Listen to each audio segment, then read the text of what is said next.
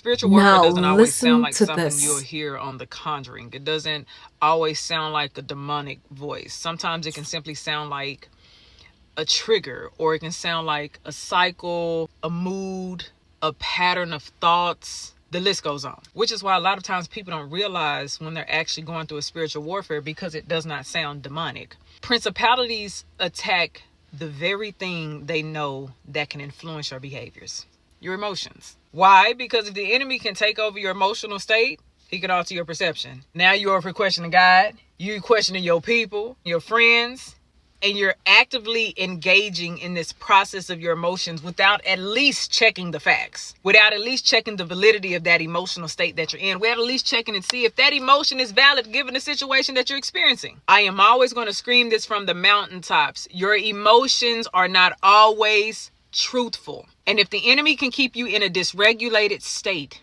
then he can keep you operating in a spirit of infirmity, a spirit of fear, a spirit of offense, a spirit of hurt, a spirit of loneliness, a spirit, child. And don't think you too grand and too called and too gifted and too anointed to be influenced by your emotions. All of us can be influenced by our emotions. If you're anxious, you'll try to control everything. If you feel unseen, you'll start people pleasing. If you feel rejected, you'll start sabotaging things. If you feel overwhelmed, you'll start isolating yourself and disappearing from everybody else. If you feel lonely, you'll probably go back to what God delivered you from. How often do you become anxious or worried or upset or angry or vengeful, and it has you impulsive, reactive, irresponsible?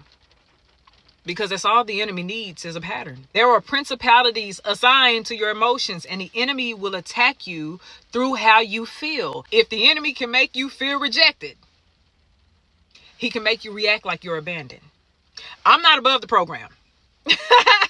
That's the reason why when my emotions get the best of me, I get offline.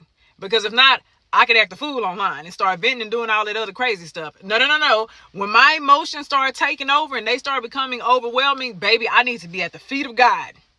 Take it from me, Lord, right now, because I'm about to act a fool and start cutting up and not discipling my emotions like I'm supposed to. Take it, Jesus. Emotions are the fastest way to agreement, and the enemy cannot have authority without agreement. So he throws an emotion at you and he waits for you to partner with it. He just waiting.